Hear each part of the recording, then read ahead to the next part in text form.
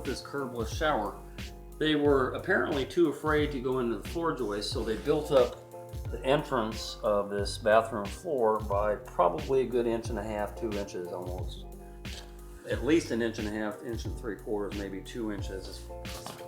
It goes up pretty high.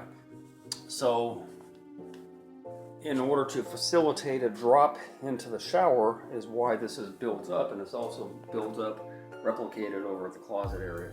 This is the penny tile that we like so much.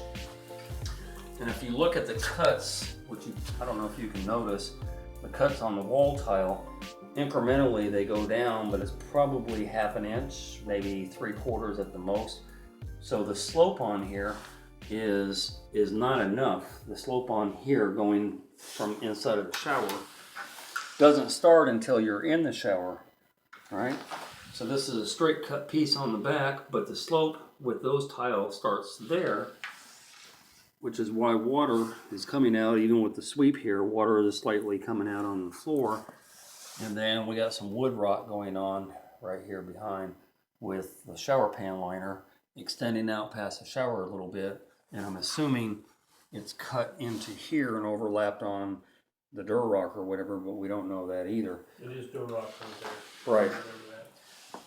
So the slope isn't quite enough to get all the water evacuated down to the lineal drain, which I have taken off the cover, and it's plastic, which is not really relevant, but it's an 1.5 inch drain, and we know it should be a 2-inch drain, but that's how they sell it, so that's what it is. And I don't know if the transition goes below this with an 1.5 inch P-trap, and then it transitions to the 2-inch drain, which is original, or how that works out, and I don't know. I don't know that that's the problem of the leak. The leak is out here, even though they noticed the leak from underneath. Obviously, you just saw the wood rot. The tile overlaps the edge of the drain here, but it underlaps over here, so the tile is further out than the edge of the drain. About that, took my finger off the recording. So there's nothing left here of the lineal drain. Sometimes lineal drains, most all the time, they're offset from any wall. Offset from the wall, offset, and this isn't offset, it's flush. Same as the back. So the only protection you have from water getting into the pan is a bead of caulking, and in this case some grout, which also could be problematic with water getting into here. This bench is made out of cinder block, and the pan liner apparently goes all the way back behind the cinder block, so it gets taken out this whole bench, which is why we got to go up about 7 or 8 rows of tile, get above where the bench is at. All this has to be taken out since the bench is integrated into the shower, which it should not have been. This is problematic as far as getting the pan wet, I'm sure.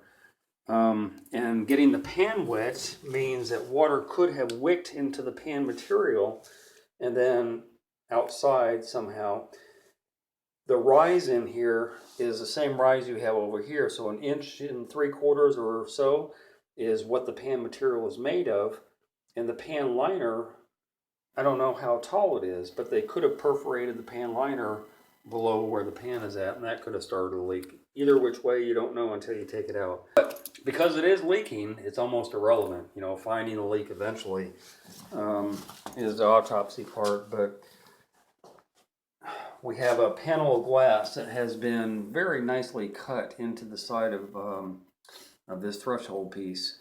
So the measurement from down here, no matter what tile they go forward with, or especially if they're going to do a curb, well, if they do a curb, they're contemplating doing a curb out here rather than having a curbless shower. If they do that, this panel has to be thrown away because it's already pre-cut and everything, so that's useless.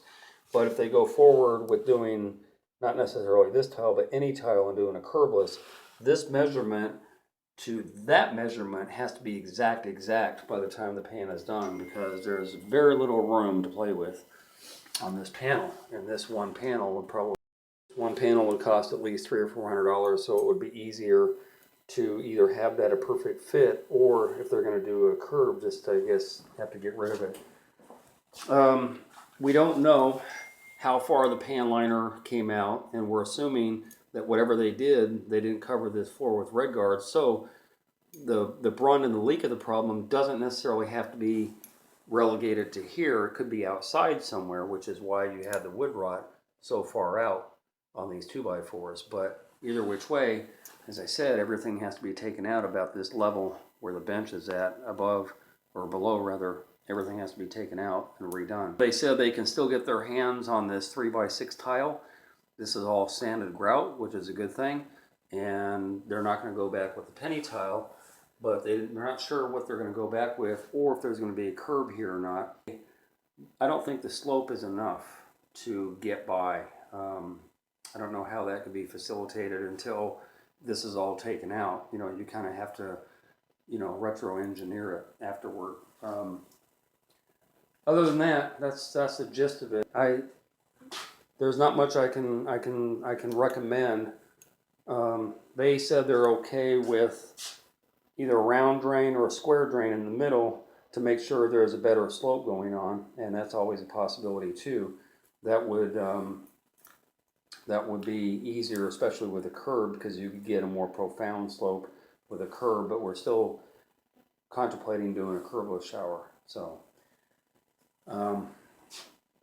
even if we went with this, I think we should, my opinion, we should shorten that. It shouldn't be end to end. That's too far. So that could be a smaller, you know, 24-inch lineal drain offset from the bench.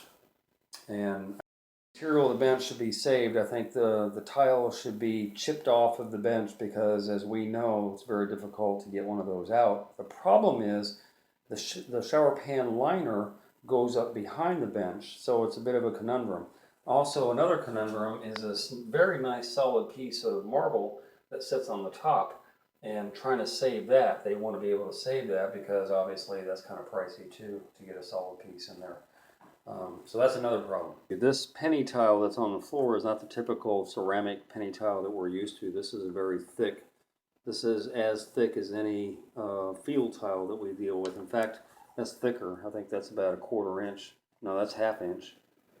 That's 1/2 inch or better tile, and it's on a pretty good mat too. It's fiberglass mat that I wouldn't necessarily have a problem going forward with if they wanted to choose that.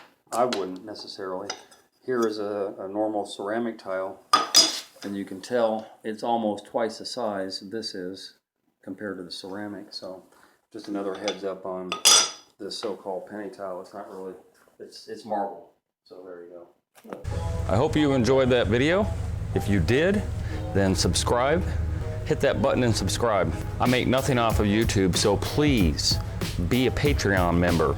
I'm going to post a link down below to my Patreon account, and you can donate $1, $5, $10, $20 a month. Just pledge that on a monthly basis. That will help me produce more videos and content so that you can watch and learn from my channel. And donate at least $50 if you're going to call.